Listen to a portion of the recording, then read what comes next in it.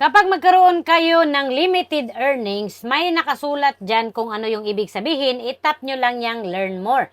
Kagaya nitong photos na gipost ko, ang sabi niya dito dahil daw sa link na nilagay ko, kaya nagkaroon ng limited earnings. So ang ginawa ko, inedit ko yung title ng photos na gipost ko, inalis ko yung link.